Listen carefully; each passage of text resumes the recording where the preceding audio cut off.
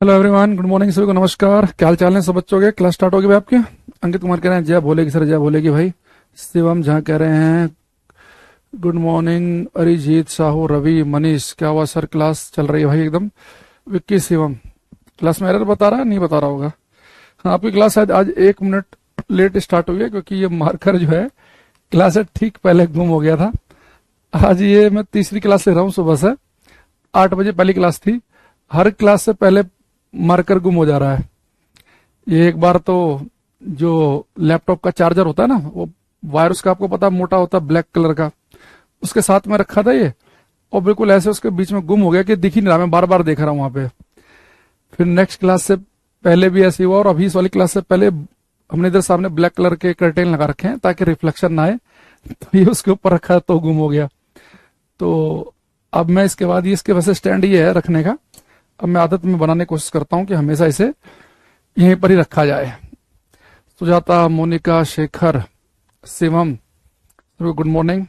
और मैं ये मान के चल रहा हूँ कि आप सभी को मेरी आवाज साफ साफ आ रही है, बढ़िया से आप सुन पा रहे हैं।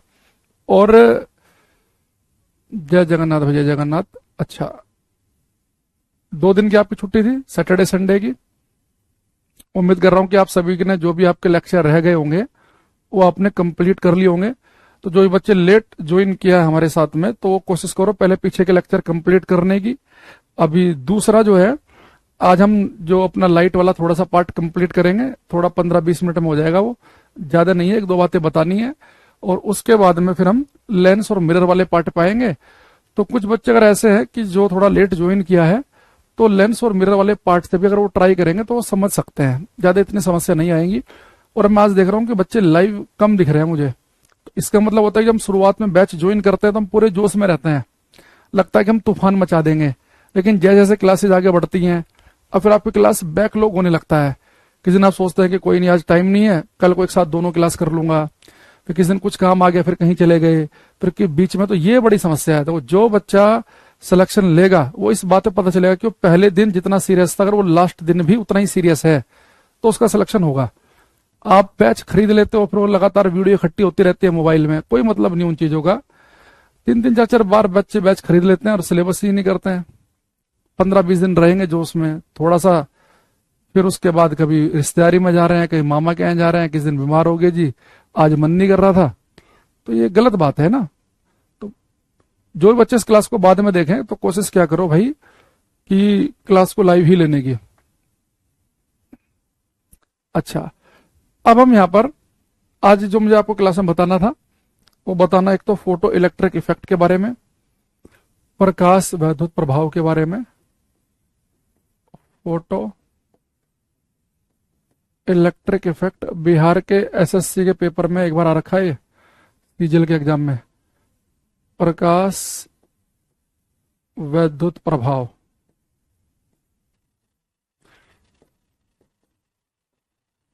फोटो इलेक्ट्रिक इफेक्ट, देखो प्रकाश वैद्युत प्रभाव हमें क्या कहता है। जैसे बेटा मेरे पास में एक मेटल की एक चादर है, एक मेटल की शीट है, ये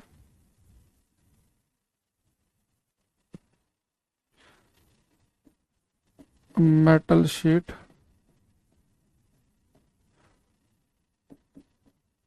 धातु की चादर, ठीक। थोड़ा कोशिश करेंगे समझने की। अभी जो मेटल शीट है, धातु की जो चादर है, अगर आप इसके ऊपर बेटा एक प्रकाश डाले, पराबैंगनी प्रकाश, अल्ट्रावायलेट रेज। पराबैंगनी प्रकाश में इसलिए ले रहा हूं कि विजिबल लाइट दृश्य प्रकाश के मुकाबले, क्योंकि आपको मैंने बताया था कि भाई जो प्रकाश होता है, या ज्यादा अच्छा शब्द आप बोल सकते हैं रेडिएशन, विकिरण, जो रेडिएशन होती है ये फोटोन से मिलकर बनी होती हैं। और आपको मैंने बताया था कि कोई भी रेडिएशन फोटोन से मिलकर बनी होगी, और फोटोन की जो एनर्जी होती है एच न्यू, यानी जितनी ज्यादा फ्रीक्वेंसी होगी फोटोन की, उसकी एनर्जी ऊर्जा उतनी ही ज्यादा होगी। तो अगर मैं अल्ट्रावायलेट रेज ले रहा हूं, पराबैंगनी प्रकाश ले रहा हूं, तो ज्यादा फ्रीक्वेंसी का प्रकाश होता है, ज्यादा एनर्जी का। हो सकता है कि हम नेक्स्ट चैप्टर आपकी क्लास में लेंस और मिरर के बाद में वेव तरंग वाला चैप्टर ही पढ़ें, और उसमें मैं आपको बताऊंगा कि जो विजिबल लाइट है, दृश्य प्रकाश, इससे ज्यादा एनर्जी फ्रीक्वेंसी होती है पराबैंगनी प्रकाश की, उससे भी ज्यादा होती है एक्सरे की, और उससे भी ज्यादा होती है गामा की। ये हम क्लास के अंदर पढ़ेंगे। तो अगर मैं एक अच्छी खासी ऊर्जा का प्रकाश अच्छी खासी ऊर्जा में पराबैंगनी प्रकाश अल्ट्रावायलेट रेज ले सकता हूं। तो अगर मैं पराबैंगनी प्रकाश किसी धातु की चादर पर डालना शुरू कर दूं तो उस धातु की चादर से बेटा इलेक्ट्रॉन निकलने शुरू हो जाते हैं। वो धातु की चादर इलेक्ट्रॉन्स का इमिशन करना शुरू कर देती है। इलेक्ट्रॉन निकलने का मतलब क्या है? इलेक्ट्रिसिटी चैप्टर में हमने पढ़ा है या पढ़ेंगे हम कि इलेक्ट्रॉन जब किसी तार में भागते हैं तो इलेक्ट्रॉन के भागने से बनती है करंट, वैद्युत धारा, इलेक्ट्रिसिटी प्रोड्यूस होती है। यानी कि आपने डाला प्रकाश, लेकिन प्रकाश डाल के आपको क्या मिल गई? इलेक्ट्रिसिटी मिल गई, आपको वैद्युत मिल गई। तो इस प्रभाव को हम कहते हैं फोटो इलेक्ट्रिक इफेक्ट, प्रकाश वैद्युत प्रभाव। यानी कि जब हम एक अच्छी खासी ऊर्जा वाला प्रकाश जैसे कि पराबैंगनी प्रकाश हम किसी धातु की चादर पर डालते हैं, तो बेटा मान लो कि मैंने कोई प्रकाश डाला, इसके ऊपर पराबैंगनी प्रकाश है और इसकी फ्रीक्वेंसी है, जो फोटोन जाके टकराया उसकी फ्रीक्वेंसी न्यू है, तो उसकी एनर्जी बनेगी एच न्यू। तो अब एक अच्छी खासी आवृत्ति होगी तो ऊर्जा भी अच्छी खासी होगी। भाई ऊर्जा है एच न्यू, तो ऊर्जा किस पे डिपेंड कर रही है? न्यू फ्रीक्वेंसी पे। ये पिछली क्लासेस में हम पढ़ चुके हैं। जब हम एक अच्छी खासी आवृत्ति का प्रकाश किसी धातु की चादर पर डालते हैं तो उस धातु की चादर से इलेक्ट्रॉन इमिट होने शुरू हो जाते हैं, उससे इलेक्ट्रॉनों का इमिशन शुरू हो जाता है। इस घटना को हम फोटो इलेक्ट्रिक इफेक्ट, प्रकाश वैद्युत प्रभाव कहते हैं। यानी कि प्रकाश डालकर वैद्युत आपने प्राप्त कर ली, आपने डाला फोटो यानी कि लाइट, और लाइट डाल के, लेकिन वो लाइट कौन सी होनी चाहिए? जिसकी ऊर्जा एनर्जी अच्छी खासी हो। अगर मैं बार बार एक चीज पे जोर क्यों दे रहा हूं कि जो मुझे प्रकाश डालना है उसकी फ्रीक्वेंसी ठीक ठाक हो, क्योंकि फ्रीक्वेंसी अच्छी होगी तो उसकी एनर्जी ऊर्जा भी अच्छी होगी। मैं क्यों कह रहा हूं बार बार ये लाइन, बार बार क्यों दोहरा रहा हूं?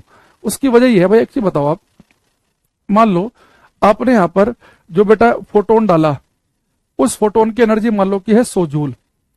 अब ये फोटोन जाके किसी इलेक्ट्रॉन पर टकराया। अब ये फोटोन जब किसी इलेक्ट्रॉन पर टकराएगा, अगर बेटा मान लो कि इस इलेक्ट्रॉन अभी इस धातु की चादर में यहाँ पे है, सरफेस से इतनी गहराई पे है, और इस इलेक्ट्रॉन को इस धातु की चादर से बाहर निकलने के लिए ही 150 जूल ऊर्जा चाहिए। आप फोटोन डाल ही रहे 100 ऊर्जा का, तो 100 जूल ऊर्जा वाला तो फोटोन इलेक्ट्रॉन निकाल ही नहीं पाएगा, क्योंकि उस इलेक्ट्रॉन को यहां से यहां तक आने में 150 जूल चाहिए। और आपने डाला इसके ऊपर 100 फोटोन की एनर्जी वाला, तो 100 फोटोन में तो यहां से यहां ही पहुंच पाएगा, ये बाहर निकल ही नहीं पाएगा। यानी अगर आपको चाहिए कि इसे इलेक्ट्रॉन बाहर निकले, तो उस फोटोन को सरफेस तक आने में जितनी एनर्जी चाहिए उससे ज्यादा एनर्जी का डालना पड़ेगा ना। भाई मान लो कि धातु की चादर है, एक इलेक्ट्रॉन यहाँ है, उस इलेक्ट्रॉन का यहां तक आने में चाहिए 110 जूल। अगर आपने 120 जूल का डाल दिया फोटोन, तो 110 जूल तो बाहर आने में खर्च कर देगा, जो बचेंगे 10 जूल उससे लेकर बाहर आ जाएगा काइनेटिक एनर्जी, गतिज ऊर्जा के रूप में।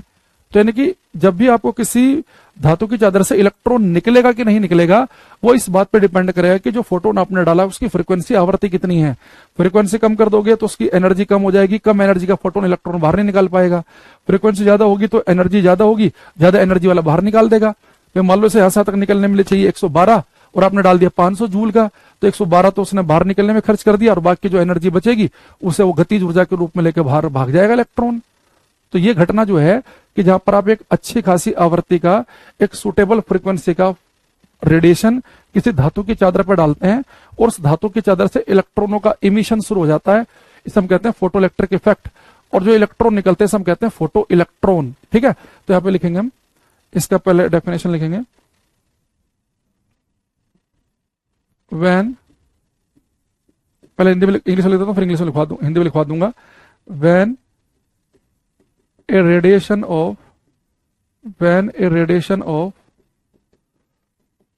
suitable frequency, when a radiation of suitable frequency incident on a metal surface, when a radiation of suitable frequency incident on a metal surface, comma, this metal surface starts emitting electrons,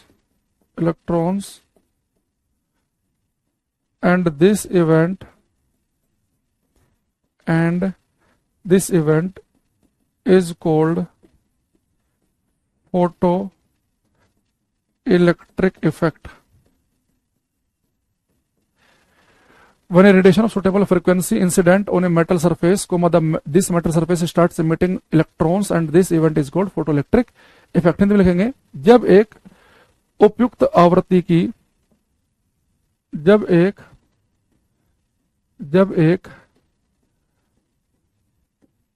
उपयुक्त आवर्ती की विकिरण विकिरण किसी किसी जब एक उपयुक्त आवर्ती की विकिरण किसी धातु की चादर पर गिराई गिराई जाती है, जब एक उपयुक्त आवर्ती की विकिरण किसी धातु की चादर पर गिराई जाती है तो इस चादर से इलेक्ट्रॉन निकलने लगते हैं, इलेक्ट्रॉन निकलने लगते हैं और यह घटना प्रकाश विद्युत प्रभाव कहलाती है। थोड़ा किसी धातु की चादर पे अगर हमने क्या डाला, एक सुटेबल फ्रीक्वेंसी का, एक उपयुक्त आवर्ती का कोई विकिरण डाला तो उससे इलेक्ट्रॉन निकलने लगते हैं। यह घटना हमारी कहलाती है प्रकाश विद्युत प्रभाव। When a radiation of suitable frequency incident on a metal surface, this metal surface starts emitting electrons and this event is called photoelectric effect। और जब बेटा इलेक्ट्रॉन निकलते हैं हम कहते हैं फोटो इलेक्ट्रॉन। इसमें लिखेंगे is called photoelectric effect। the emitted electrons are called photo electrons और निकलने वाले इलेक्ट्रॉन फोटो इलेक्ट्रॉन कहलाते हैं। निकलने वाले इलेक्ट्रॉन फोटो इलेक्ट्रॉन कहलाते हैं।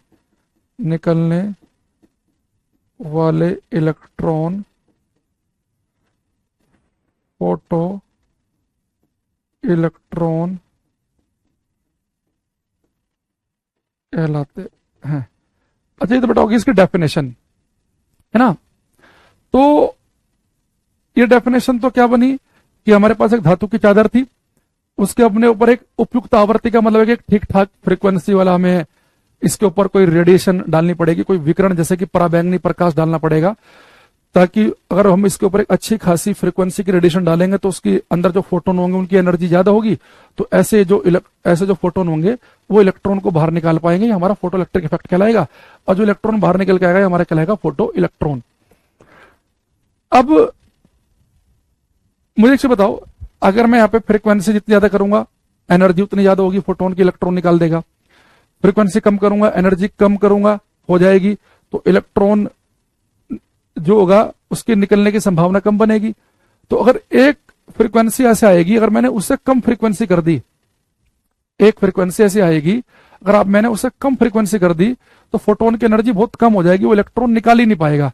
भाई मान लो कि यहां पर इस इलेक्ट्रॉन को यहां से यहां तक आने के लिए 100 जूल एनर्जी चाहिए, 100 जूल एनर्जी। इससे मैंने जो फोटोन डाला वो 200 जूल एनर्जी का डाला, तो 200 जूल वाला तो निकाल ही देगा। 100 जूल तो यहां से यहां तक ले जाने में खर्च होगी, 100 जूल एनर्जी को एक गतिज ऊर्जा के रूप में लेकर बाहर निकल जाएगा, बाहर भागने लगेगा। अगर मैं 180 जूल एनर्जी वाला भेज दूं वो भी तो निकाल ही देगा। भाई 100 जूल यहां तक चाहिए, 80 के साथ बाहर निकल जाएगा। मैंने डाल दिया 150 जूल वाला, तो 150 जूल वाला भी बाहर निकाल देगा। मैंने 140 वाला जूल वाला फोटोन भेजा, वो भी बाहर निकाल देगा। बस अब क्या होगा कि 100 जूल तो बाहर निकलने में खर्च होगी, अब 140 में से केवल गतिज ऊर्जा के रूप में 40 जूल ही बचेंगी। 120 वाला डालूंगा वो भी इलेक्ट्रॉन बाहर निकाल देगा, 110 एनर्जी वाला फोटोन भी बाहर निकाल देगा, 105 वाला भी निकाल देगा, 103 वाला भी, 102 वाला भी, और ठीक 100 पे भी इलेक्ट्रॉन ठीक सरफेस पर आ ही जाएगा। लेकिन अगर मैंने यहाँ पे जो फोटोन भेजा और उसकी एनर्जी मैंने 99 जूल कर दी या 99.9 जूल भी कर दी, फिर तो इलेक्ट्रॉन बाहर निकल नहीं पाएगा, क्योंकि सब बाहर निकलने के लिए चाहिए 100 जूल, आपने भेजा 99.9 वाला। यानी जैसे जैसे मैं फ्रीक्वेंसी कम करूंगा तो एनर्जी कम होती रहेगी, तो एक ऐसी फ्रीक्वेंसी आएगी कि जिसमें इलेक्ट्रॉन बाहर नहीं निकलेगा, उसे हम कहते हैं थ्रेशोल्ड फ्रीक्वेंसी, देहली आवर्ती। तो आपसे कोई पूछ ले कि थ्रेशोल्ड फ्रीक्वेंसी देहली आवर्ती क्या है, हम बोलेंगे थ्रेशोल्ड फ्रीक्वेंसी वो न्यूनतम आवर्ती है जो किसी इलेक्ट्रॉन को बाहर निकलने के लिए, जो किसी इलेक्ट्रॉन को बाहर निकालने के लिए फोटोन के पास होनी ही होनी चाहिए। द मिनिमम फ्रीक्वेंसी व न्यूनतम आवर्ती जो किसी इलेक्ट्रॉन को बाहर निकालने के लिए होनी ही चाहिए फोटोन के पास, वो हमारी कहलाएगी थ्रेशोल्ड फ्रीक्वेंसी। अगर उससे कम फ्रीक्वेंसी का फोटोन हमने भेजा तो फ्रीक्वेंसी कम होगी, एनर्जी कम होगी, तो फिर वो इलेक्ट्रॉन बाहर ही निकल पाएगा। तो minimum frequency of photon that is needed to emit an electron, किसी इलेक्ट्रॉन को बाहर निकालने के लिए जो न्यूनतम आवृत्ति चाहिए उसे हम कहते हैं देहली आवृत्ति। ठीक है, अब यहाँ पे लिखेंगे सर ये जो फोटो इलेक्ट्रॉन होते हैं इनके पास लाइट होती है, अरे इनके पास लाइट नहीं होती, आपने लाइट डालकर इलेक्ट्रॉन को बाहर निकाला है। आपने कौन सी लाइट डाल दी? जिसकी एनर्जी ठीक ठाक है, अल्ट्रावायलेट लाइट, पराबैंगनी प्रकाश। आपने एक पराबैंगनी प्रकाश डाला, वो प्रकाश डालने के बाद में उस प्रकाश में जो फोटोन थे उन फोटोन की एनर्जी की वजह से मेटल सरफेस से इलेक्ट्रॉन बाहर निकल गए। तो प्रकाश डालकर आप इलेक्ट्रॉन बाहर निकाल रहे हो, इलेक्ट्रॉन के पास थोड़ा ना प्रकाश है। वो जो आपने प्रकाश डाला उस प्रकाश में जो फोटोन थे उन फोटोनों ने अपनी एनर्जी फेंक के हमारी इलेक्ट्रॉन को दी, उस एनर्जी की वजह से इलेक्ट्रॉन बाहर निकल रहे हैं। लेकिन आप सोचो ना कि मान लो कि यहां से यहां तक निकलने के लिए 100 जूल एनर्जी चाहिए थी, अगर आप यहाँ पे 112 जूल का भी भेज देंगे तो इलेक्ट्रॉन बाहर निकलेगा, 180 बाहर निकलेगा, 102 पे भी निकलेगा, 101 पे भी निकलेगा, पर 99.9 पे नहीं निकल पाएगा। तो न्यूनतम आवृत्ति, जिससे कम आवृत्ति देने पर इलेक्ट्रॉन नहीं निकलेगा, उसे हम कहते हैं थ्रेशोल्ड फ्रीक्वेंसी, देहली आवृत्ति। ठीक है, यहाँ पे लिखेंगे हम एक चीज थ्रेशोल्ड फ्रीक्वेंसी में,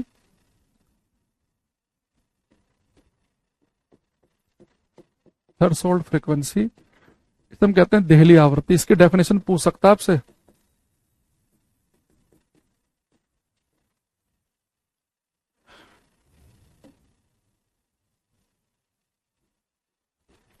मिनिमम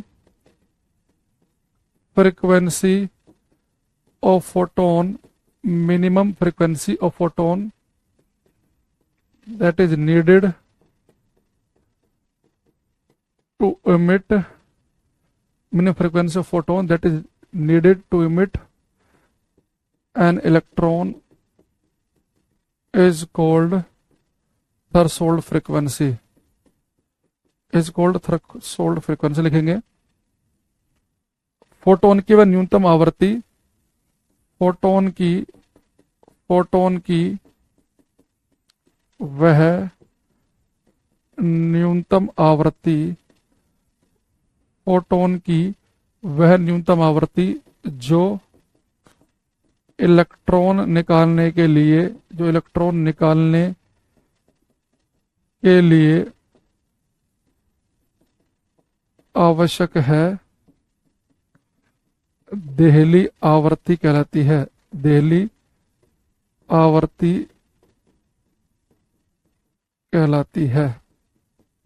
ठीक है, तो मिनिमम याद रखना, मिनिमम, मैक्सिमम पे टिक मत लगा देना। तो मिनिमम फ्रीक्वेंसी नहीं है, नॉन मेटल से नहीं निकलेंगे इलेक्ट्रॉन, मेटल होना चाहिए। कह रहे सर मेरे घर में एक छोटा सा जाल है, जो से जाल से प्रकाश आता है और उस प्रकाश में मुझे बहुत सारे धूल के कण दिखाई देते हैं, तो सर इस घटना को हम टिंडल प्रभाव कहते हैं। बिल्कुल सही कह रहे हैं, टिंडल इफेक्ट भी स्कैटरिंग होता है। टिंडल इफेक्ट क्या है? इस स्कैटरिंग ऑफ लाइट होती है जो कि किसी कोलाइडल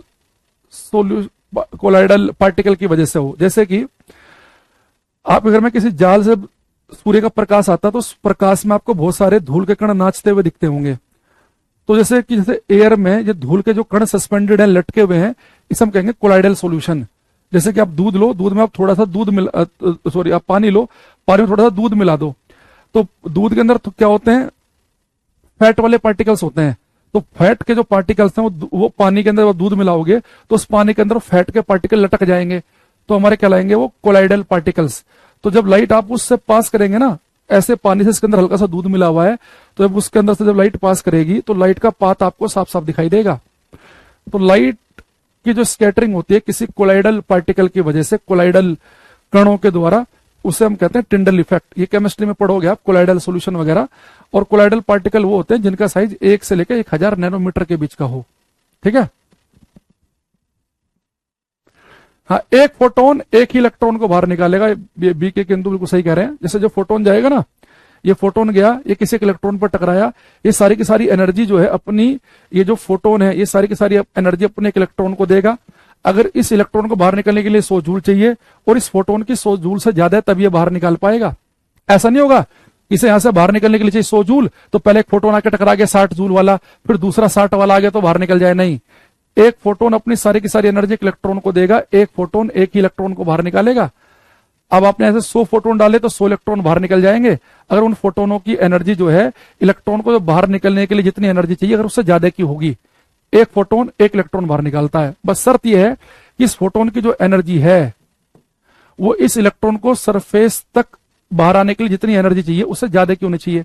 अच्छा, दूसरा अगर आप यहाँ पे समझना चाहो, जैसे मैं आपसे बार बार कह रहा हूं कि भाई मान लो यहाँ पे एक इलेक्ट्रॉन है, इस इलेक्ट्रॉन को सरफेस तक बाहर आने में कुछ एनर्जी चाहिए, है ना। तो किसी इलेक्ट्रॉन को बाहर आने के लिए जो एनर्जी चाहिए होती है उस हम कहते हैं वर्क फंक्शन, कार्यफलन। तो वो मिनिमम एनर्जी जो किसी इलेक्ट्रॉन को बाहर तक आने के लिए चाहिए होती है वो वर्क फंक्शन, वो कार्यफलन कहलाता है, वो ऊर्जा। भाई मान लो अगर मैं आपसे कह रहा हूं कि एक इलेक्ट्रॉन ऐसा है उसे सरफेस तक आने के लिए 12 जूल एनर्जी चाहिए, यानी कि वर्क फंक्शन की वैल्यू 12 जूल हो गई। Minimum energy required to coming out from metal surface is called work function. तो न्यूनतम ऊर्जा जो किसी इलेक्ट्रॉन को मेटल सरफेस से बाहर आने के लिए चाहिए वो वर्क फंक्शन कहलाएगी। तो मैं कह रहा हूं कि भाई इलेक्ट्रॉन जो है बाहर आने के लिए 100 जूल तो चाहिए, तो आपको इलेक्ट्रॉन जो आपको फोटोन है 100 जूल का भेजना पड़ेगा। अगर आपने 112 का भेजा तो भी बाहर निकल जाएगी, इसका वर्क फंक्शन 100 जूल है। यानी जो मिनिमम एनर्जी जो बाहर तक आने के लिए चाहिए होती है उसे वर्क फंक्शन कहते हैं, उसे कार्यफलन कहते हैं हिंदी में, ठीक है। अच्छा, दूसरी चीज अगर मैं आपसे एक बात बोलूं यहाँ पे, जैसे मेरे पास में एक मेटल सरफेस है, अब यहाँ पे मैंने फोटोन डाला, इसकी एनर्जी है एच न्यू। अब ये इस ऊर्जा में से ये इलेक्ट्रॉन जो है कुछ एनर्जी तो सरफेस तक आने में खर्च कर देगा, जिसे हम कहेंगे वर्क फंक्शन, कार्यफलन, और बाकी जब ये बाहर निकल के आ जाएगा तो जो एनर्जी बचेगी इसमें से वो गतिज ऊर्जा के रूप में ले लेगा ये। यानी जो आप फोटोन भेजते हैं उसकी जो एनर्जी है एच न्यू, वो कहाँ कहाँ खर्च होती है? एक तो खर्च होती है इसे सरफेस तक लाने में वर्क फंक्शन के रूप में, और मान लो कि आपने भेजा 150 जूल का, 100 जूल तो यहां तक आने में खर्च हो गई, जो बाकी 50 जूल बचेगी वो ये इलेक्ट्रॉन काइनेटिक एनर्जी के रूप में लेकर बाहर निकल जाएगा। हालांकि इसकी आपको जरूरत नहीं है इस इक्वेशन की। खैर अब यहां जाओ, अभी मैंने आपको क्या बताया कि अगर पेपर में डेफिनेशन आ जाए कि जब किसी धातु की चादर पर हम एक सुटेबल फ्रीक्वेंसी का कोई फोटोन डालते हैं तो उस फोटोन से इलेक्ट्रॉन बाहर निकल जाता है, फोटो इलेक्ट्रिक इफेक्ट है। दूसरी चीज, अब जो इलेक्ट्रॉन बाहर निकले ही निकले उसके लिए एक न्यूनतम फ्रीक्वेंसी, एक न्यूनतम आवृत्ति, हम कहते हैं देली आवृत्ति, वो होनी चाहिए। अगर उससे कम आवृत्ति अगर आपने दी, वो मिनिमम फ्रीक्वेंसी, अगर उससे कम फ्रीक्वेंसी दी तो इलेक्ट्रॉन बाहर नहीं निकलेगा। तो पेपर में क्वेश्चन पूछता है हमारे से कि किसी मेटल की सरफेस से इलेक्ट्रॉन निकलेगा कि नहीं निकलेगा, वो किस बात पर डिपेंड करता है? इलेक्ट्रॉन निकलेगा कि नहीं निकलेगा वो इस फोटोन की फ्रीक्वेंसी, आवृत्ति पर डिपेंड करता है। अगर इसकी फ्रीक्वेंसी कम हो गई थ्रेशोल्ड फ्रीक्वेंसी से तो इलेक्ट्रॉन नहीं निकलेगा, थ्रेशोल्ड फ्रीक्वेंसी के बराबर या उससे ज्यादा हो गई तो निकल जाएगा। तो इलेक्ट्रॉन निकलेगा कि नहीं निकलेगा वो डिपेंड करता है फ्रीक्वेंसी पे। आप कितना भी इंटेंस लाइट डाल लो, आपने पहले 100 वाट का बल्ब जलाया था, अब आपने 1000 वाट का बल्ब जला दिया, बहुत ही तेज रोशनी हो गई, लेकिन जो फोटोन है उनकी अगर एनर्जी जो है, अगर वो जैसे मान लो इसे यहां से तक निकलने के लिए चाहिए 100 जूल एनर्जी, और आप फोटोन डाल रहे हैं 80 जूल का, तो निकलेगा ही नहीं। चाहे आप 1,00,000 वाट का भी बल्ब लगा लो, कितना भी तेज चमक कर दो, नहीं निकलेगा। इलेक्ट्रॉन निकलेगा कि नहीं निकलेगा वो डिपेंड करता है कि फोटोन की जो एनर्जी वो कितनी है। आप हो सकता है कि आपने विजिबल लाइट, बहुत ही खतरनाक लाइट ले ली, आपने वो ले लिया, एक हेलोजन बल्ब ले लिया, बहुत ही तेज रोशनी फेंक रहे हैं, इलेक्ट्रॉन बाहर ही नहीं निकल रहा। पर बहुत ही डिम लाइट ली, पराबैंगनी प्रकाश, उससे इलेक्ट्रॉन बाहर निकल जाए क्योंकि उसके फोटोन की एनर्जी ज्यादा है। इलेक्ट्रॉन निकलेगा नहीं निकलेगा वो फ्रीक्वेंसी पर डिपेंड करता है। पर इलेक्ट्रॉन एक निकलेंगे कि 500 निकलेंगे वो डिपेंड करता है इंटेंसिटी, तीव्रता पे। आप 100 वाट का बल्ब डालोगे तो कम फोटोन टक्कर मारेंगे, 1000 वाट का डालोगे तो ज्यादा फोटोन टक्कर मारेंगे। एक फोटोन एक इलेक्ट्रॉन को बाहर निकालता है, अब ज्यादा इलेक्ट्रॉन बाहर निकल जाएंगे।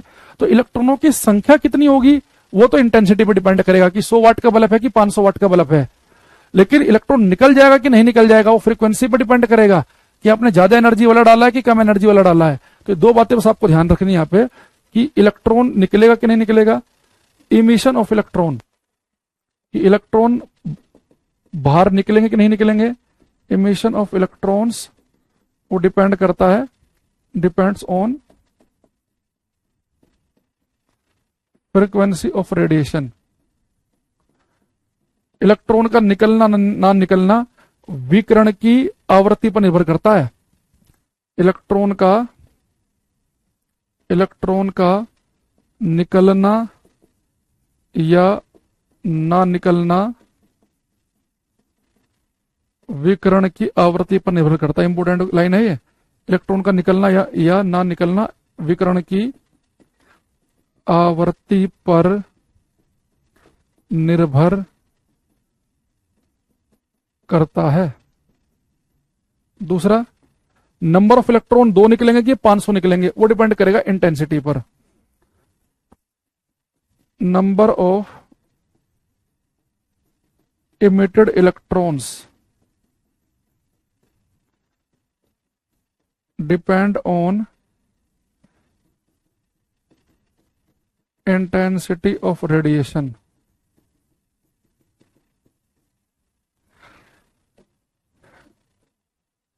निकले हुए इलेक्ट्रॉनों की संख्या, निकले हुए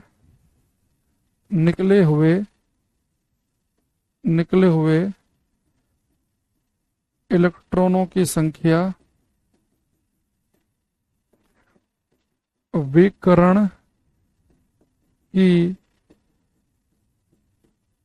विकिरण की तीव्रता पर निर्भर, निकले हुए इलेक्ट्रॉनों की संख्या विकिरण की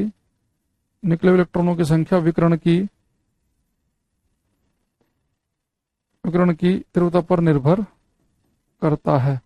ये 2 पॉइंट ध्यान रखना। जितनी ज्यादा इंटेंसिटी वाला लाइट होगा, 100 की जगह 500 वाट का बल्ब होगा, तो ज्यादा इलेक्ट्रॉन निकलेंगे। पर वो इलेक्ट्रॉन निकल जाएंगे कि नहीं निकल जाएंगे, उसके लिए जो रेडिएशन आप डाल रहे हैं वो उसकी फ्रीक्वेंसी पर डिपेंड करेगा। जितनी ज्यादा फ्रीक्वेंसी होगी, एनर्जी उतनी ज्यादा होगी, इलेक्ट्रॉन के निकलने की संभावना बढ़ जाएगी। तो ये बात आपको ध्यान रखना है, ठीक है। तो इलेक्ट्रॉन निकलेगा या नहीं निकलेगा वो किस बात पर डिपेंड करेगा कि फ्रीक्वेंसी पर, लेकिन इलेक्ट्रॉनों का नंबर कितना होगा वो डिपेंड करेगा किसके ऊपर, इंटेंसिटी के ऊपर, ठीक है।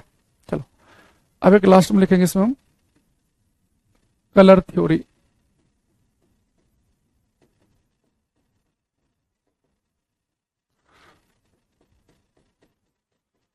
ठीक है, ये लास्ट बचा है इसमें लाइट में।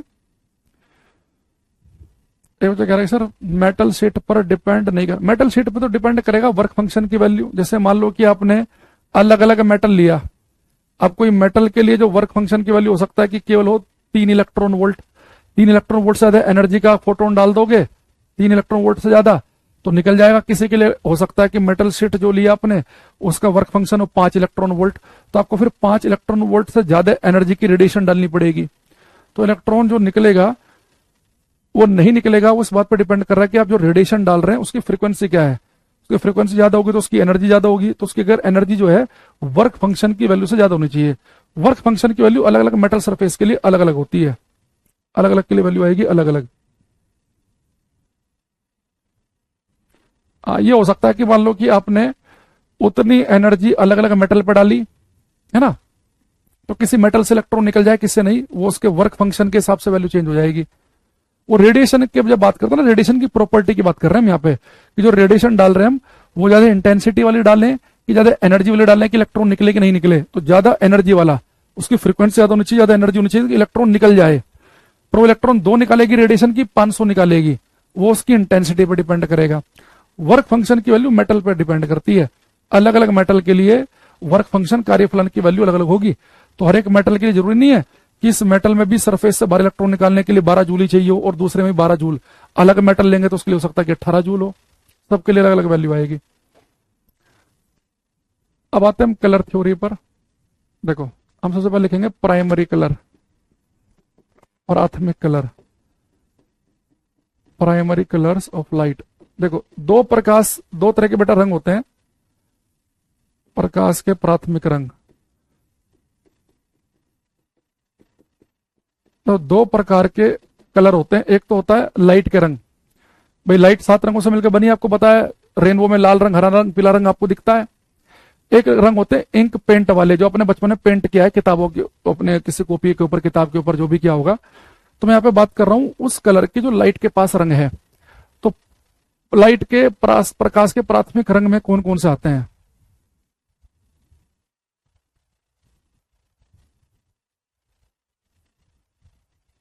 वो स्वयं डिपेंड करता है कि सरफेस कैसा है, सरफेस के नेचर के ऊपर डिपेंड करता है वो। अब यहां देखना, प्राइमरी कलर ऑफ लाइट, प्रकाश के प्राथमिक रंग। तो लाइट के बेटा प्राइमरी कलर है RGB, रेड, ग्रीन, ब्लू। ये प्राइमरी कलर है लाइट के। इसका मतलब ये है, अगर आप एक कमरे में अंधेरा कर दें, बिल्कुल अंधेरा, और एक पर्दे के ऊपर पहले लाल रंग का प्रकाश डाल दें और उसके ऊपर डाल दें हरे रंग का प्रकाश, फिर डाल दें नीले रंग का प्रकाश, तो इन तीनों प्रकाश को डालने से आपको व्हाइट स्पॉट दिखाई देगा, व्हाइट लाइट दिखाई देगी। और अगर आपके पास में 3 प्राइमरी रंग है, लाल, हरा, नीला, इनकी हेल्प से आप बाकी कलर के कॉम्बिनेशन भी बना सकते हैं लाइट के। तो लाल, हरा, नीला ये प्रकाश के प्राथमिक रंग हैं। इन तीनों को जब हम एक साथ मिलाते हैं तो व्हाइट लाइट का स्पॉट दिखता है। अगर ये तीनों एक साथ ना होकर दो दो, दो को एक साथ मिलाएंगे तो देखो क्या बनेगा, ये आपको ध्यान रखना है। यहां देखना ध्यान से,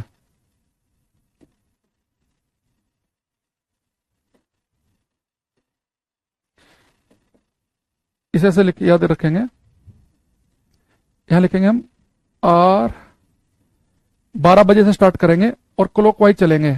RGB, यहां आएगा ग्रीन, घड़ी की दिशा में चलना है। यहां ब्लू। अगर मैं लाल, हरे, नीले को तीनों को एक साथ मिला दूंगा तो कौन सा कलर बनता है? White colour. ये बन गया व्हाइट। अच्छा, अगर पेपर में मेरे से पूछ लिया जाए कि अगर मैं एक कमरे में अंधेरा करके एक स्क्रीन पर, पर्दे पर एक नीले रंग का प्रकाश डाल दूं और हरे रंग का प्रकाश, तो नीला प्रकाश और हरा प्रकाश मिलाने से कौन से रंग की लाइट दिखेगी? तो बेटा फिर लाइट बनती है सियान कलर। तो नीला और हरा मिलाने से बनता है सियान कलर। सियान समझते हो आप? इसे हम कहते हैं पिकॉक कलर। जो मोर की गर्दन नहीं होती, हरी और नीली से दोनों का मिक्सचर सा लगता है, तो सियान कलर को हम ग्रीनिश ब्लू कलर भी कहते हैं। फिरोजी सा कलर कह दो इसे आप, या पिकॉक कलर कह दो, या सियान कलर ज्यादा स्टैंडर्ड नाम है इसका, तो सियान कलर बनेगा। अच्छा, अगर मैं रेड और ब्लू को मिला दूंगा, लाल और नीले को, तो बनेगा मजेंटा कलर। मजेंटा होता है कुछ 2000 के नोट के जैसा, जो बंद हो गया ना 2000 का नोट, गुलाबी सा जो नोट था, पिंक सा कलर जो होता है वो होता मजेंटा। तो लाल और हरे, लाल और नीले रंग का प्रकाश मिलाएंगे तो मजेंटा बनेगा। ग्रीनिश ब्लू यानी कि सियान कलर बनेगा।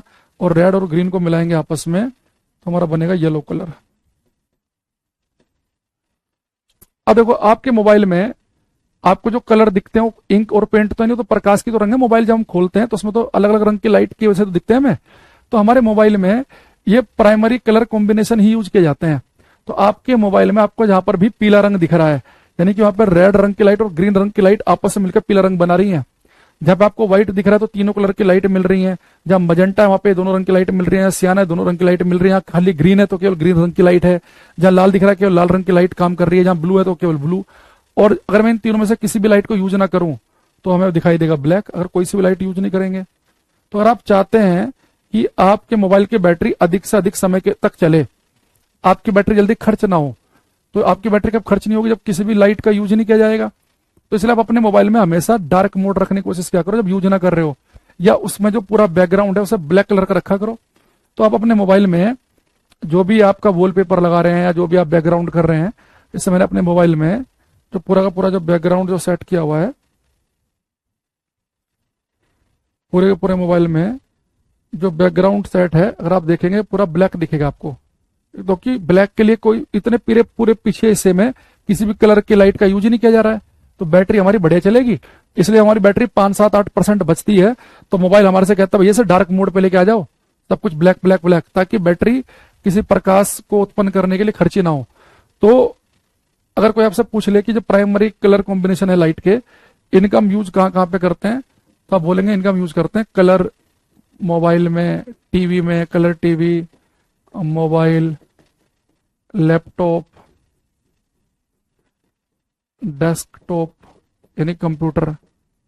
तो जो कलर टीवी, मोबाइल वगैरह है, जहाँ पे स्क्रीन कलर स्क्रीन है, जहां पर भी, वहां पर हम इनका यूज करते हैं। तो अगर जहां पर भी ब्लैक है वहां कोई यूज नहीं किया, व्हाइट के लिए तीनों रंग यूज करने पड़ेंगे। अगर आपने बैकग्राउंड व्हाइट किया हो अपने मोबाइल में तो उससे ज्यादा बैटरी खर्च होगी आपकी व्हाइट बैकग्राउंड में, ठीक है। तो ये हो गया। अच्छा, अब आते हैं हम सेकेंडरी कलर पे, द्वितीयक रंगों पे।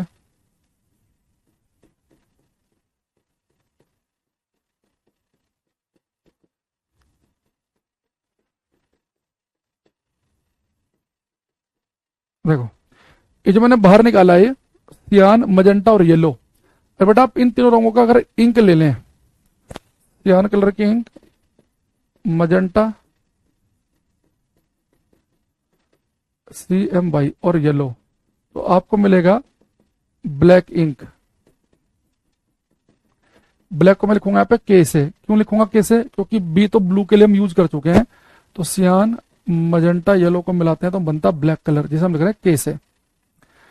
ये कलर कॉम्बिनेशन जो है सियान, मजेंटा, येलो और ब्लैक वाला, इसका हम यूज करते हैं प्रिंटिंग मशीन में, प्रिंटिंग प्रेस में। देखो इससे हम बाकी कलर कॉम्बिनेशन कैसे बनाते हैं।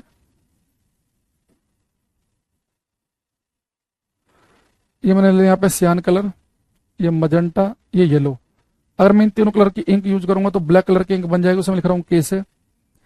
अब मान लो कि प्रिंटिंग मशीन में हम क्या करते हैं, अगर किसी बच्चे ने प्रिंटिंग मशीन में काम किया हो या उसने कभी उनके घर के किसी रिश्तेदार की हो या उनकी हो, उसने देखा होगा प्रिंटिंग मशीन में हम 4 ही टाइप के इंक भरते हैं। एक डब्बा भर देंगे सियान कलर का, एक मजेंटा, एक येलो, एक ब्लैक कलर का। इन 4 कलर की इंक भरी जाती है, बाकी कलर कॉम्बिनेशन इन्हीं की हेल्प से बनाए जाते हैं। अगर मैं इस मजेंटा और येलो को दोनों को आपस में मिक्स कर दूं तो बनता है रेड कलर, RGB। इसे मिला दूंगा तो बनेगा ग्रीन, यानी कि येलो और सियान मिलाएंगे तो ग्रीन बनेगा RGB, और सियान और मजेंटा बनाएंगे तो बनेगा ब्लू कलर। यानी कि आप किसी प्रिंटिंग मशीन में जब कोई पोस्टर प्रिंट होता है, उस पोस्टर में जहां पर भी लाल रंग चाहिए तो मजेंटा और येलो कलर मिला के लाल रंग बना लेंगे, हरे के लिए सियान और येलो को मिलाएंगे, हरा बन जाएगा, ब्लू के लिए सियान और मजेंटा मिला देंगे, ब्लैक के लिए तीनों मिला देंगे। और अगर कोई कलर हम यूज ही ना करें तो पोस्टर रह जाएगा हमारा उतना हिस्सा व्हाइट, कुछ नहीं रहेगा। तो आप कभी देख रहा जितने भी मार्केट में आपको पोस्टर टंगे मिलेंगे ना, ये माननीय प्रधानमंत्री के आने पर स्वागत और जिला अध्यक्ष फलाना, है ना, या माननीय राष्ट्रीय अध्यक्ष के आने पर स्वागत, जितने पोस्टर लगे होते हैं इन सब पोस्टर में देखना बैकग्राउंड होता है व्हाइट, क्योंकि व्हाइट बैकग्राउंड में रहेगा। उस व्हाइट बैकग्राउंड में जहां जहां पर भी लिखना है वहां पर इंक का यूज होगा। जहां पर आप कोई भी इंक यूज नहीं करोगे उतना पोस्टर व्हाइट रह जाएगा, यानी कम से कम इंक का यूज होगा। तो इसलिए अगर मोबाइल में अगर मैं बैटरी सेव करनी है तो हम बैकग्राउंड ब्लैक रखते हैं, और इंक बचानी है तो पोस्टर का बैकग्राउंड व्हाइट है, व्हाइट के लिए हमें कुछ यूज करना ही नहीं है, उतना पोस्टर हमारा रह जाएगा। जहां जहां पर इंक यूज करेंगे वहां पे शब्द लिखे हुए आ जाएंगे और पूरा बैकग्राउंड व्हाइट रंग का रहेगा। और ये जो कलर कॉम्बिनेशन है सियान मजेंटा येलो, ये मैंने कहा कि आपको प्रिंटिंग मशीन में आपको देखने को मिलते हैं। अगर आपके घर में कोई कलर मैगजीन आती हो, उस पर देखना नीचे 4 डॉट सी बनी होंगी, ऐसे 4 अलग अलग कलर की डॉट होंगी। एक सियान कलर की डॉट होगी, एक मजेंटा, एक येलो और एक ब्लैक। या कई बार तो लिखा ही होता है उसमें CMYK, CMYK लिखा ही होगा। C लिखा होगा सियान कलर में, M लिखा होगा मजेंटा कलर में, Y लिखा होगा येलो कलर में, K लिखा होगा ब्लैक कलर से। तो ये कलर कॉम्बिनेशन हम करते हैं प्रिंटिंग मशीन में यूज। देखा किसी बच्चे ने लिखा हुआ CMYK, ये कहां यूज होता है, प्रिंटिंग मशीन वगैरह में।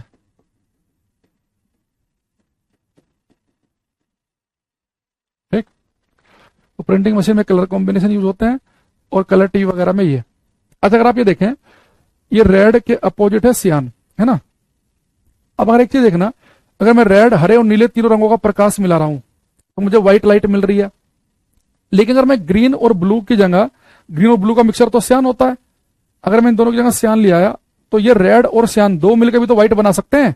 तो ग्रीन और ब्लू की जगह क्या लिख सकते हैं हम, सियान। यानी वो 2 कलर जिनके मिलने से व्हाइट लाइट मिल जाए। जैसे यहाँ पे मुझे ये इसके अपोजिट वाला देखना, रेड और सियान मिलाऊंगा तो व्हाइट लाइट मिल जाएगी, ग्रीन और मजेंटा मिलाऊंगा तो भी व्हाइट लाइट मिल जाएगी, ब्लू और येलो मिलाऊंगा तो भी व्हाइट लाइट मिल जाएगी। तो वो 2 कलर जिनके मिलाने से मुझे व्हाइट लाइट मिल जाए वो कॉम्प्लीमेंट्री कलर, पूरक रंग कहलाएंगे।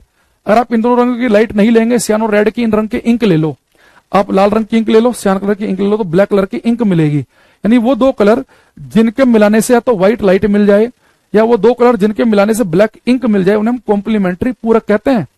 तो 2 कलर के मिलाने से या तो व्हाइट लाइट मिलेगी या ब्लैक इंक मिलेगी। तो ब्लैक व्हाइट लाइट कब मिलेगी, जब इन दोनों रंग की आप लाइट यूज करेंगे।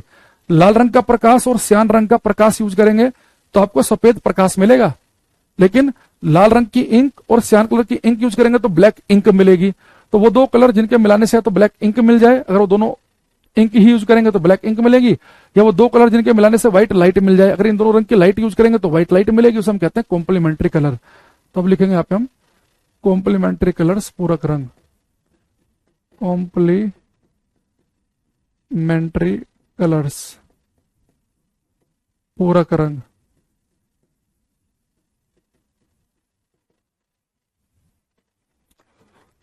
तो कॉम्प्लीमेंट्री कलर में होता है, ऐसे लिख लो, इसे याद करने के लिए पहले लिख लो RGB, फिर लिखना CMY। यानी कि रेड का कॉम्प्लीमेंट्री होता है सियान, ग्रीन का कॉम्प्लीमेंट्री होता है मजेंटा, ब्लू का होता है येलो। ये क्वेश्चन आता है ये कि सियान का कॉम्प्लीमेंट्री कौन सा है, ब्लू का कॉम्प्लीमेंट्री कौन सा है, और ये कॉम्प्लीमेंट्री कलर कौन से होते हैं। अगर इन दोनों रंगों की लाइट मिलाएंगे तो व्हाइट लाइट मिलेगी,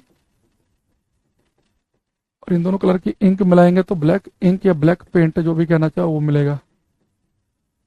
रेड और सियान मिलाते हैं, व्हाइट, दोनों रंग के लाइट मिलाएंगे तो व्हाइट लाइट, दोनों कलर की इंक मिलाएंगे तो इंक। ऐसे ही ग्रीन और मजेंटा आपस में कॉम्प्लीमेंट्री हैं, इनके मिलाने से तो व्हाइट लाइट मिलेगी या ब्लैक इंक मिलेगी। तो ये लिख लेंगे कॉम्प्लीमेंट्री कलर्स। तो यहां तक का उतार लो एक बार।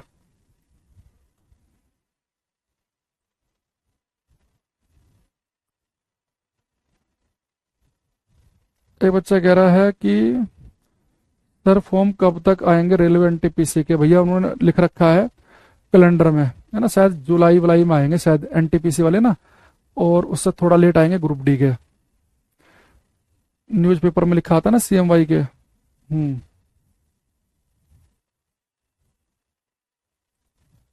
चलो लिख लिया। अब यहां से आपसे क्वेश्चन पूछते हैं हम फटाफट, इनका आपको आंसर देना है गोली की रफ्तार से। सबसे पहले ये वाला क्वेश्चन करेंगे, ये करो क्वेश्चन नंबर 30। चलती क्लास में ऐसे क्वेश्चन पूछा करो, फॉर्म कब आएगा, ये कब आएगा, क्या एक्टिव रहते हो तुम लोग। सबको कैलेंडर आता है रेलवे का, आया हुआ है कि कौन सा फॉर्म कब आएगा। अब तुम तैयारी पे फोकस करो, फॉर्म पे फोकस क्यों कर रहे हो? तैयारी पूरी है तुम्हारी?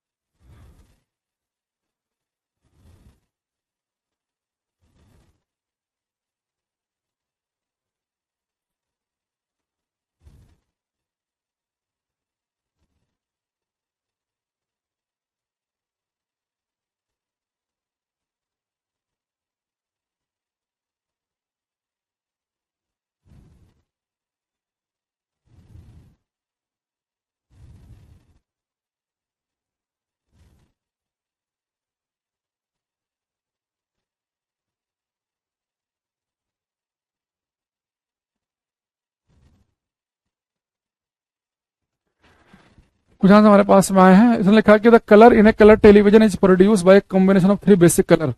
एक रंगीन टेलीविजन में 3 प्राथमिक रंगों के संयोजन से निर्मित होते हैं। वो 3 रंग कौन से हैं? तो कलर टेलीविजन में मैंने आपको बताया था यूज करते हैं हम रेड, ग्रीन और ब्लू, RGB। तो RGB नारे लगा रहे हैं ना आजकल लोग, RCB, तो हम RCB से हम कहां पहुंच गए? RGB पे। ये क्वेश्चन पिछली क्लास का है, what kind of wave is a light wave. तो मैंने कहा था कि लाइट जो है 2 तरह की तरंगे होती हैं, ट्रांसवर्स और लॉन्गिट्यूडनल। लाइट आती है ट्रांसवर्स वेव में, अनुप्रस्थ तरंग में, हम वेव वाले चैप्टर में पढ़ेंगे भी। और साउंड का अगर पूछता तो लॉन्गिट्यूडनल वेव। तो कोई भी वेव या तो ट्रांसवर्स हो सकती है, लॉन्गिट्यूडनल, दोनों तो हो ही नहीं सकती, है ना। अच्छा,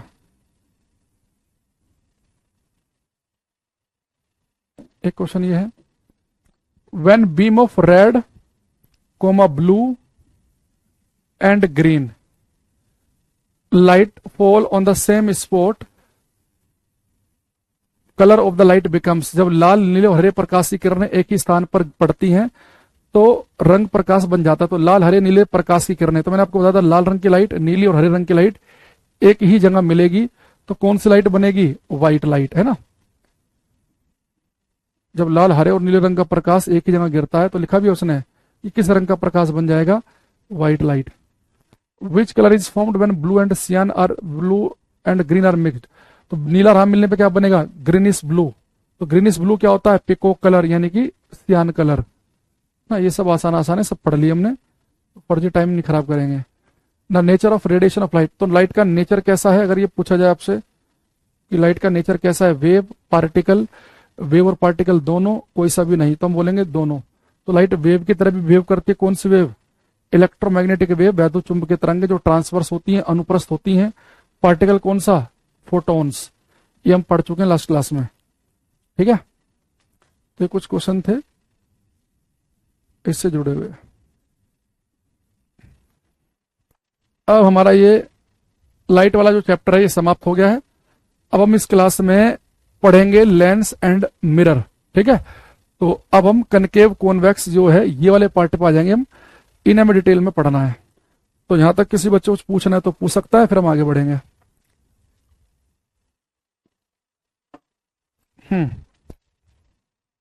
बाकी सबके सही है, ये आंसर मत लिखो, ये इजी थे ये, मैंने इसलिए आपके आंसर पे ध्यान भी नहीं दिया, क्योंकि सबको तो डायरेक्ट लिखवा ही दिया ना। ये कलर टेलीविजन में ये कलर का कॉम्बिनेशन यूज करते हैं, प्राइमरी कलर ये है, ऐसे ऐसे ना, तो ये कोई नहीं, सबके कमेंट आ रहे हैं, बढ़िया, सबके सही आ रहे हैं। अब यहाँ पर ये, यहाँ से हम थोड़ा सीरियसली चीजों को भाई देखने की कोशिश करना। तो जो बच्चों ने बिल्कुल नया बैच ज्वाइन किया है, तो यहां से देख लेना। हालांकि मैंने अभी, हम लोगों ने ये बार बार दिक्कत आ रही थी ना बैच में, बच्चा लेट ज्वाइन करता है, फिर वो कहता है जी मेरी तो इतनी क्लास बची है, अब मैं क्या करूं, तो इसलिए हमने इसमें बैच में अब एडमिशन ही क्लोज करा दिए। फिर हम साइंस स्पेशल 26 ही लेके आ गए नया, वरना तो हम 2 साइंस स्पेशल के बीच में 2-2.5 महीने का गैप रखते हैं, कम से कम 2.5 महीने का, इतना तो रखते हैं कि 2.5 महीने का गैप रखें या 3 महीने का रखें। पर इस बार थोड़ा जल्दी लिया है, क्योंकि इस बैच में एडमिशन लगातार हो रहे थे, और वो बच्चे फिर परेशान करते हैं बीच में आगे। वो इतना खुद से ही नहीं सोचते कि भैया ये चैप्टर चल रहा है, इसके 15-18 लेक्चर हो गए हैं, तो बीच में समझ में कैसे आएगा, पहले 15-18 लेक्चर कंप्लीट कर लो, एक दिन में 2-2 3-3 देखकर फिर लाइव क्लास में आ जाओ। ये बात ही बच्चों को हमें समझानी पड़ती है, सोचो। हाँ, अब यहां लिखेंगे हम लेंस एंड मिरर, लेंस और दर्पण, जो बातें अंडरस्टूड होनी चाहिए, लेंस और दर्पण।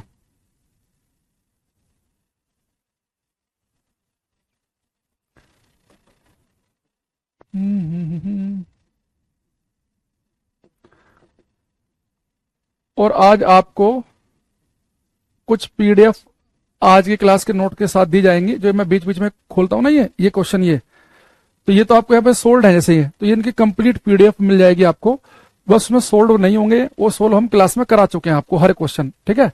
तो सर साइंस स्पेशल 26 बैच है सर, उसके लास्ट डेट तो अभी पता नहीं है, पर ये है कि शुरू के 2-4 दिन यहाँ फीस कम रहती है 599, फिर बाद में बढ़ जाती है वो, तो शुरू में ही ज्वाइन कर लिया करो, बाद में क्यों फालतू में पैसे ज्यादा खर्च करने। खैर उसे छोड़ा, या कोई प्रमोशन नहीं चल रहा है। अब यहाँ पे देखेंगे मिरर, दर्पण पे आते हैं हम, मिरर पे। तो शुरुआत हम बेटा करेंगे मिरर से, दर्पण से, मिरर्स दर्पण। तो हमें क्लास में 2 टाइप के मिरर पढ़ने हैं, 2 टाइप के, कौन कौन से? एक होता है प्लेन मिरर, समतल दर्पण,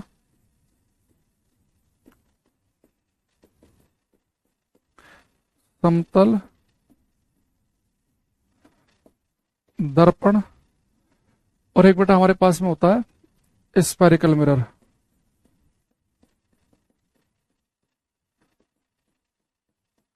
गोलाकार दर्पण।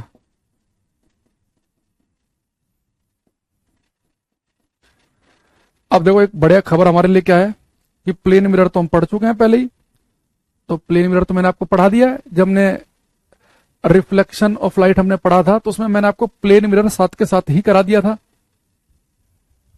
ध्यान करो, प्लेन मिरर में तो शायद कोई बात बची ही नहीं है, सारी तो हमने पढ़ ली। अगर आप मिरर, प्लेन मिरर के सामने 3 मीटर आगे खड़े हैं, तो आपकी इमेज 3 मीटर पीछे बनेगी।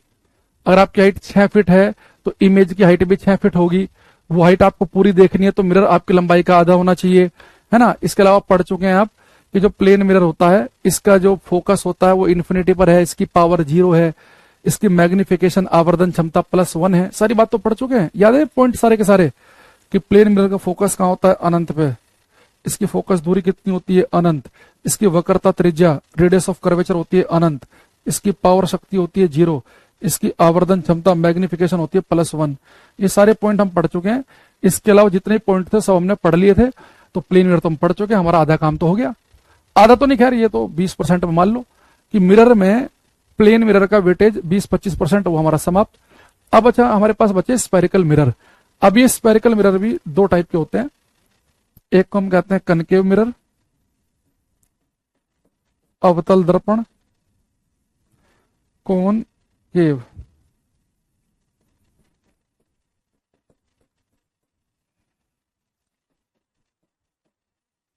अवतल,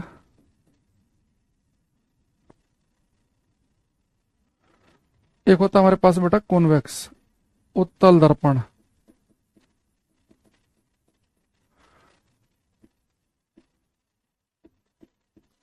उत्तल दर्पण, एक कनकेव और एक कौन सा हमारे पास में होता है? कॉन्वेक्स। एक अवतल दर्पण और एक उत्तल दर्पण। ठीक है, अब हमें इन पे फोकस करना है और यही ज्यादा इंपॉर्टेंट भी है। रेलवे के अगर मैं बताऊं, जिस पेपर में लाइट आता है, जैसे कि अगर आप टेक्नीशियन ग्रेड 3 का पेपर दे रहे हैं, ये मान के चलो टेक्नीशियन ग्रेड 3 में कम से कम, मिनिमम बता रहा हूं मैं, ना करते करते भी हो सकता है कि 3-4 क्वेश्चन तो केवल स्पेरिकल मिरर के ही आ जाएं। रेलवे ग्रुप डी में मरे से मरे 2-3 क्वेश्चन हर पेपर में इसके मिरर के आते ही आते हैं। और बाकी जिन पेपर की आप तैयारी कर रहे हैं, सीडीएस वगैरह की या किसी टीचिंग वगैरह एग्जाम की, तो उनमें तो आएगा नहीं आएगा, क्या होगा, वो हर साल के हिसाब से डिपेंड करता है, पर इनसे क्वेश्चन आ ही जाता है मिरर वगैरह से ना। तो ये इंपॉर्टेंट चैप्टर है किसी भी कॉम्पिटेटिव एग्जाम के लिए। हाँ, ये लेकिन जिन बच्चे तैयारी कर रहे हैं एएलपी की, असिस्टेंट लोको पायलट की, उसके मेंस के पेपर में नहीं है ये टीयर 1 में है। एएलपी में 2 है ना, जैसे टेक्नीशियन में तो एक ही पेपर है, लेकिन एएलपी में 2 है। तो जो टीयर 1 है, जो पहले वाला होगा फेज 1, उसमें इससे क्वेश्चन आ सकता है। टीयर 2 में तो है नहीं, बाकी हर एग्जाम में है ही है, तो उसको थोड़ा सा हम ध्यान से समझेंगे। हाँ, आरपीएफ में भी आता है। अब सबसे पहले हम समझेंगे कि हमने स्पेरिकल मिरर को स्पेरिकल क्यों कह रहे हैं, क्या वजह है इसकी, भाई स्पेरिकल क्यों कह रहे हैं। फिर स्पेरिकल में भी कनकेव हम किसे कहेंगे और कॉन्वेक्स किसे कहेंगे वो समझना है। गोलाकार दर्पण है, 2 टाइप के हैं, तो गोलाकार में भी इस एक गोलाकार को अवतल क्यों कह रहे हैं, को उत्तल क्यों कह रहे हैं, क्या फर्क है इनमें, क्यों स्पेरिकल का, सारी बातें धीरे धीरे हम समझेंगे। अब हम इसके लिए शुरुआत कर देते हैं क्लास में। तो इसका तो जिक्र नहीं करूं, कोई समस्या तो नहीं किसी बच्चे को, ये हम पहले डिटेल में पढ़ चुके हैं, तो ये ऑलरेडी डन है। तो मैं यहाँ पे लिख देता हूं, रिवाइज करते समय कहीं आप सोचो कि ये तो सर ने छुड़वा दिया, ऑलरेडी कंप्लीट कर चुके हैं, ऑलरेडी डन। अब आ जाओ यहाँ पे, देखो स्पेरिकल मिरर, देखो पहले समझो ये स्पेरिकल शब्द आया कहां से, गोलाकार। अगर आपको स्पेरिकल मिरर बनाने हैं तो पहले आपको बेटा एक गोला लेके आना पड़ेगा, कांच का खोखला गोला। तो ये क्या है, होलो स्फीयर ऑफ ग्लास, कांच का खोखला गोला,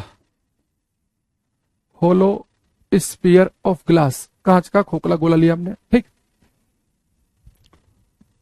अब हमारे पास में एक कांच का हमने खोखला गोला ले लिया। अब देखें समस्या क्या है हमारे साथ में, कि जब इसे हम बोर्ड पे देख रहे हैं ना, तो हमें गोले की तरह ये फील नहीं हो रहा। जब हम इसे बोर्ड पे देख रहे हैं तब तो हमें तो एक सर्कल की तरह दिख रहा है। तो अब दिमाग में जूम करना है, गोला है ये सब जैसे प्लास्टिक की बॉल नहीं होती थी बचपन में खेलते थे हम, वो लाल हरी नीले रंग की पट्टी होती थी, उस पर 3 रुपए की बॉल आती थी हमारे बचपन में वो। तो ये समझो कि ऐसे कांच की एक बॉल है, खोखली बॉल। जैसे आप क्रिकेट खेल रहे हैं, कांच की खोखली बॉल सोचो ऐसे खेल रहे हैं, फूट भी नहीं रही है, खोखली है, सोलिड नहीं है, एक कांच की मैंने खोखली बॉल ली। अब इस मैंने कांच का जो खोखला गोला लिया, इसका एक पार्ट मैंने यहां से कट कर लिया। अब कट करके मैंने इस पार्ट को यहां निकाल लिया। अब दिक्कत यह है कि यहां पर तो आपको एक लाइन की तरह दिख रहा है। अब मुझे बताना, दिमाग में सोचना, ये खोखला गोला है, बोल है, ठीक है। जब मैं एक पार्ट ऐसे कट करके बाहर निकालूंगा, तो जो पार्ट कट करके आएगा बेटा, वो तो कुछ ऐसे आएगा ना, वो तो कुछ ऐसा आएगा। अब सोचो कि प्लास्टिक की पूरी बोल है, उसके 2 हिस्से कट कर लो, तो एक कटोरी से आएगी ना, तैर जाएगी ऐसे। तो पूरी मैंने आधा ना करके छोटा सा पट कट करके बाहर निकालूंगा, तो एक चांद सा हिस्सा आएगा ना, जैसे तैर रहा होगा। वैसे मान लो कि मेरे पास में एक ऐसे गोला है ये, ठीक। जब इसका अगर एक पार्ट यहां से कट करके बाहर निकालूंगा, तो ये वाला पार्ट दिखेगा ना, ऐसे यहां से कट करके मैंने बाहर निकाल लिया, टक ऐसे, तो कुछ ऐसा दिखेगा। वो केवल बोर्ड पे दिखाने के लिए ऐसा है, समझ रहे हैं बात को। तो जैसे ये मान लो, अच्छा जैसे मैं खोल नहीं सकता इसके अंदर, अब समझ ही गए होंगे तुम, खैर छोड़ो। अब हमने क्या किया, ये खोखला गोला था ऐसे, इसे कट करके बाहर निकाला, तो कुछ ऐसे निकल के आएगा जैसे तैर जाए, चांद जैसा। अब मैंने क्या किया, इस वाले पार्ट को यहाँ पे साइड में रखा, और उसके बेटा जो उठा हुआ हिस्सा है ये, अगर मैं इस उठे हुए हिस्से पे पॉलिश कर दूं, सिल्वर की पॉलिशिंग, ये सिल्वर सरफेस है हमारी, सिल्वर सरफेस, इसमें बेटा सिल्वर। अच्छा, हम सिल्वर की पॉलिशिंग क्यों करते हैं, क्योंकि सिल्वर बहुत ही अच्छा रिफ्लेक्टर परावर्तक होता है। जब लाइट जाएगी तो सिल्वर सरफेस में टकरा के तुरंत रिफ्लेक्ट हो जाएगी, परावर्तित हो जाएगी। तो सिल्वर का इसलिए करते हैं, आजकल खैर एल्युमिनियम की भी पॉलिश करने लग गए हैं, तो सिल्वर सरफेस सिल्वर सबसे अच्छा रिफ्लेक्टर होता है, तो हम बढ़िया वाले मिरर की बात कर रहे हैं, महंगे वाले की। ठीक, अब देखो, अगर मेरे पास में एक कांच का खोखला गोला हो, उसका एक मैं छोटा सा पार्ट काट करके बाहर निकाल लूं और पीछे उठे हुए हिस्से के ऊपर सिल्वर की पॉलिशिंग कर दूं, वो पॉलिश खराब ना हो जाए तो साथ में पेंट भी लगा दूं, लाल या काले रंग का पेंट, ताकि हमारी पॉलिश खराब ना हो, बची रहे। तो ये मेरे पास जो बेटा मिरर आया, अब मैं इस मिरर में जब प्रकाश की किरणें डालूंगा तो प्रकाश की किरणें अंदर जाएंगी, केव के अंदर जा रही है, गुफा के अंदर जा रही है प्रकाश की किरणें, तो प्रकाश की किरणें अंदर जाएंगी और अंदर वाले हिस्से पे जाकर टक्कर मारेंगी। तो अगर प्रकाश की किरणें कभी मुझे किसी गुफा के अंदर घुसती हुई दिखें, तो ऐसे मिरर को हम कहते हैं कनकेव, केव यानी कि गुफा। तो ये मिरर मेरा बनेगा कनकेव मिरर। तो कनकेव मिरर वो मिरर है जिसमें प्रकाश की किरणें केव के अंदर जाती हैं, तो ये मेरा बन गया कनकेव मिरर।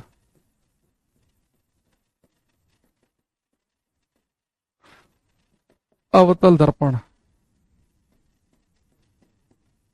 Concave mirror. लेकिन जो मैंने इसे कट करके बाहर निकाला था, अगर मैं इसमें एक काम करता, जो हिस्सा मैंने कट करके बाहर निकाला, इसमें अगर बेटा मैं जो पॉलिशिंग जो है वो इस उठे हुए हिस्से पे ना करके अंदर वाले हिस्से पे कर देता यहां पे, और प्रकाश की जो किरणें होती वो गुफा के अंदर ना जाके इस उभरे हुए हिस्से पे जाकर टक्कर मारती, ये जो मेरा मिरर बनेगा, ये मेरा बनेगा कॉन्वेक्स मिरर। ये मेरा बनेगा उत्तल दर्पण, कॉन्वेक्स।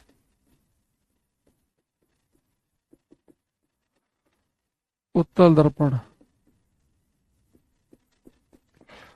यानी देखो, अवतल और उत्तल दर्पण दोनों ही गोलाकार दर्पण क्यों है? क्योंकि दोनों ही गोले में से काट के बनाए गए हैं।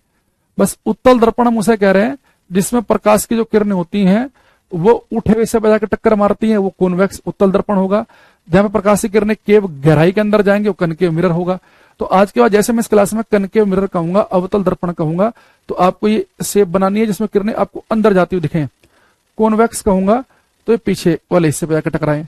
अच्छा, दूसरा, ये जो कनकेव मिरर है, जब इसके ऊपर प्रकाश की किरणें जाकर टकराती हैं तो प्रकाश की किरणों को ये एक ही जगह इकट्ठा करने का काम करता है। तो जो प्रकाश की किरणें जिस एक पॉइंट पे जाके इकट्ठी होंगी उसे बेटा हम कहते हैं फोकस, जहां प्रकाश की किरणें मिले। तो प्रकाश की किरणों को इकट्ठा कर रहा है तो इसलिए हम इसे कहते हैं कन्वर्जिंग मिरर।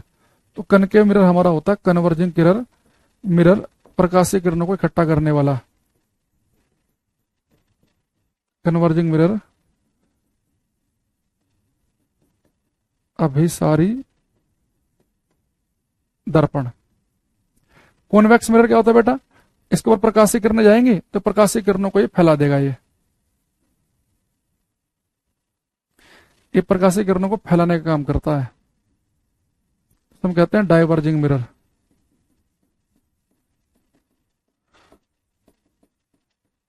डाइवर्जिंग मिरर,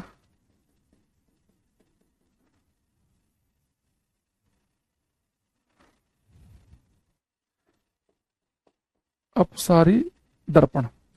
अच्छा, ये इसके ऊपर प्रकाश की किरण टकराई, फैल गई, डाइवर्ज होगी, तो फैल्यू किरणें तो कभी मिलेंगी नहीं। तो आप इन्हें पीछे की तरफ को बढ़ाओ, जिस पॉइंट पे प्रकाश की किरणें आपको मिलती हुई दिखें वो इसका फोकस कहलाएगा। यानी कनकेव मिरर में तो प्रकाश की किरणें कन्वर्ज होती है, इकट्ठी होती हैं, तो जिस पॉइंट पे प्रकाश की किरणें इकट्ठी हो रही हैं, जाके मिल रही हैं, वो कनकेव मिरर का फोकस है। और यहाँ पे जहां प्रकाश की किरणें मिलती हुई लग रही हैं वो इसका फोकस है। ठीक है। अच्छा, जो मिरर का बिल्कुल जो मिड पॉइंट होता है उसे हम कहते हैं पोल। दर्पण का जो मध्य बिंदु है ये हमारा पोल कहलाता है। इसे हम कह सकते हैं ज्योमेट्रिकली मिड पॉइंट। तो इसका जो ज्योमेट्रिकल सेंटर, ये जो मध्य बिंदु है, जो मिड पॉइंट है मिरर का, वो हमारा पोल ध्रुव कहलाएगा। यानी पी का मतलब क्या है? यहाँ पे पोल से है, ध्रुव से।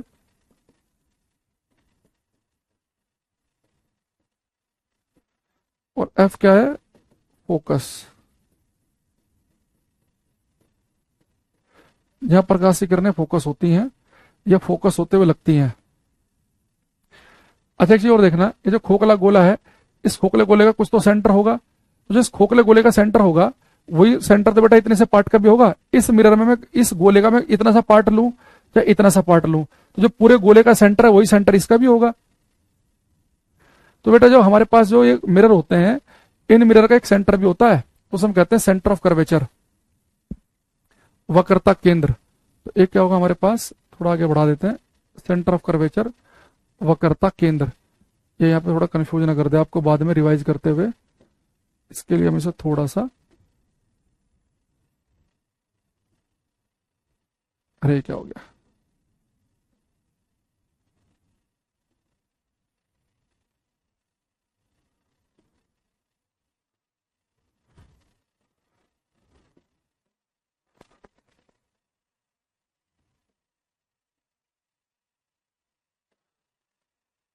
ठीक। तो कोई भी मिरर होगा, उस मिरर के पास बेटा एक तो पोल होगा, ध्यान रखना। मिरर है तो उसका मिड पॉइंट को हम कहेंगे पोल ध्रुव। जिस पॉइंट पे प्रकाश की किरणें इकट्ठी हो रही है वो हमारा फोकस है। और ये जो मिरर है ये किसी गोले में से काट के बनाया गया है, तो जो गोले का सेंटर होगा वही सेंटर इसका भी होगा। तो ये बन गया हमारा सेंटर ऑफ कर्वेचर, वक्रता केंद्र। तो सी को हम कहते हैं सेंटर ऑफ कर्वेचर, वक्रता केंद्र। सेंटर ऑफ कर्वेचर, वक्रता केंद्र।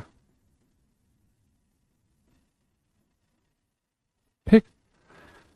दूसरा,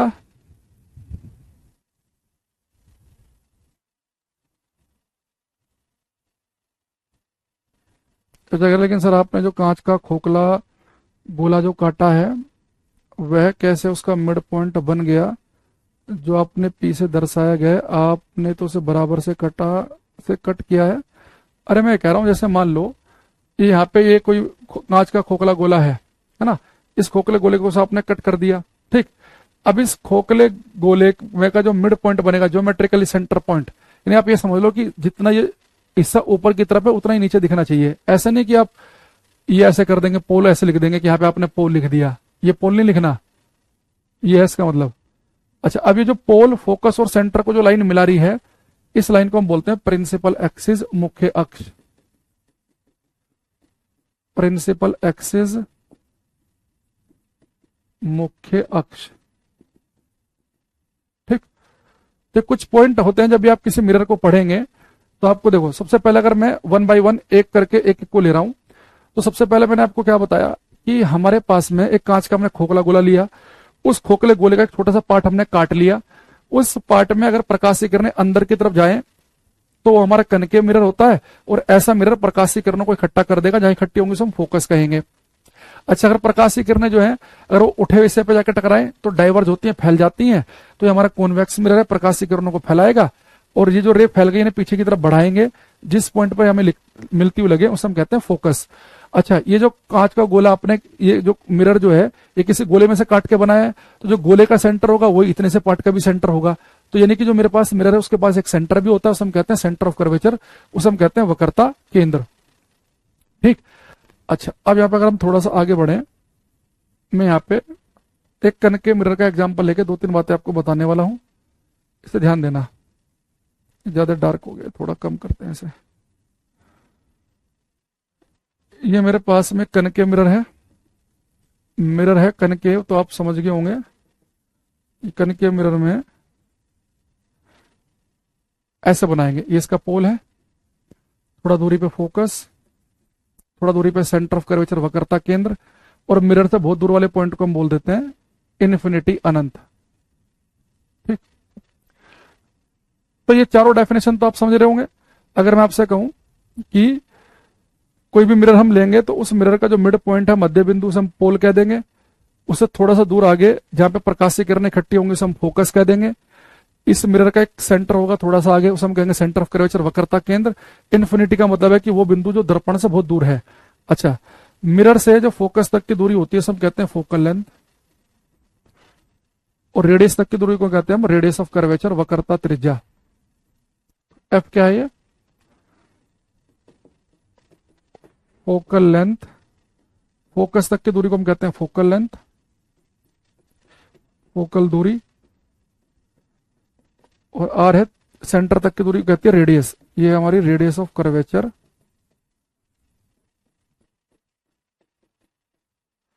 वक्रता त्रिज्या। ठीक। अब देखो, इस फोकल लेंथ में और रेडियस ऑफ कर्वेचर में एक रिलेशन होता है, ये बहुत इंपॉर्टेंट है, पेपर में रखा है। कोई सा भी स्पेरिकल मिरर हो, चाहे कनकेव हो चाहे कॉन्वेक्स हो, फॉर स्पेरिकल मिरर, ये रिलेशन याद रखना। गोलाकार दर्पणों के लिए रिलेशन याद रखेंगे, गोलाकार दर्पणों के लिए ये बेटा जो फोकल लेंथ होती है ना, ये रेडियस ऑफ कर्वेचर की हाफ होती है। या आप ये कह सकते हैं कि जो रेडियस ऑफ कर्वेचर है ये फोकल लेंथ की होती है डबल। तो पेपर में ध्यान से पढ़ लेना, कहीं उल्टा करके आ जाओ तुम, कभी लिख दो कि आर जो होता है f/2 के बराबर, नहीं, फोकल लेंथ रेडियस की होती है आधी। अगर ये फोकल लेंथ 3.5 सेंटीमीटर की तो रेडियस होगी 7 की, ये 12 की है तो ये होगी 6 की, तो फोकल लेंथ रेडियस की होती है आधी। तो यहां से आप एक बात समझ सकते हैं, अगर ये आधा है, अगर ये पूरा का पूरा 6 है, ये 3 है तो इतना भी 3 होगा, यानी कि जो पोल से फोकस जितनी दूरी पे होता है तो फोकस से सेंटर भी उतनी दूरी पे होता है, यानी जो पी एफ है जो सी एफ के बराबर होगा। यानी यहां से हम क्या समझ सकते हैं कि पी एफ किसके बराबर है, सी एफ के बराबर। यानी कि अगर पी से एफ तक की दूरी एक्स है तो यहां से यहां तक की दूरी भी एक्स बनेगी। अगर ये 6 मीटर है तो टोटल 12 है, तो यानी कि ये भी 6 ही होगा। तो कोई सा भी स्पेरिकल मिरर हो, फोकल लेंथ जो है रेडियस ऑफ कर्वेचर की हाफ है, इस बात को ध्यान रखना। ये आप इसमें भी अप्लाई कर सकते हैं, कॉन्वेक्स मिरर हो चाहे कनकेव हो, दोनों स्पेरिकल मिरर के लिए है ये। फोकल लेंथ जो है रेडियस की आधी होगी, ऐसे यहां पर भी है, फोकल लेंथ क्या होगी, रेडियस की आधी।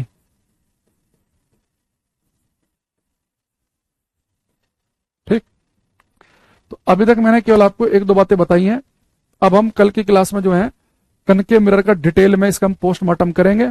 ठीक है, तो इसमें हम पोस्टमार्टम कर रहे होंगे, तो तब हम देख रहे होंगे कि एक तो ये बात कि जैसा मैं कनकेव मिरर बोलूंगा तो ऐसे बनाएंगे। दूसरा, कनकेव और कॉन्वेक्स को समझने के लिए एक काम करो, आप अपने घर में भी जाओ, किचन में एक साइनी स्पून लो, चमकदार चम्मच, पुरानी से नहीं लेनी, इसके ऊपर निशान पड़े वो नहीं, बिल्कुल नई चम्मच बढ़िया सी।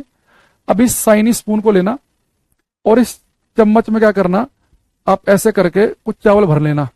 तो जहां पे आप चावल रख के आप खाते हैं, तो ये वाला जो हिस्सा होता है गहराई वाला, जहां पे आप चावल रख के खाते हैं, तो स्पून का ये वाला जो हिस्सा है ये कनकेव मिरर की तरह काम करता है। तो अगर आप कभी चम्मच में अपने आप को देखें इस गहराई वाले हिस्से में, तो समझ जाना कि आप कनकेव मिरर में देख रहे हैं, अवतल दर्पण में। और चम्मच का जो पीछे उठा हुआ हिस्सा, जिसे हम ऐसे मार टक टक टक टक करते हैं ना, टेबल पे मारते हैं, ये करता है कॉन्वेक्स मिरर की तरह काम, उत्तल दर्पण की तरह। तो आपने घर में देखा होगा, कई बार जो चमचा होता है ना, चमचा जिससे हम खाना वाना निकालते हैं, अगर बहुत ही नया सा हो, उसके अंदर हमें इमेज दिख जाती है अपनी। तो चमचे का भी जो पीछे उठा हुआ हिस्सा है या चम्मच का, वो कॉन्वेक्स मिरर की तरह काम करता है, अंदर वाला काम करता है कनकेव मिरर की तरह। ठीक है,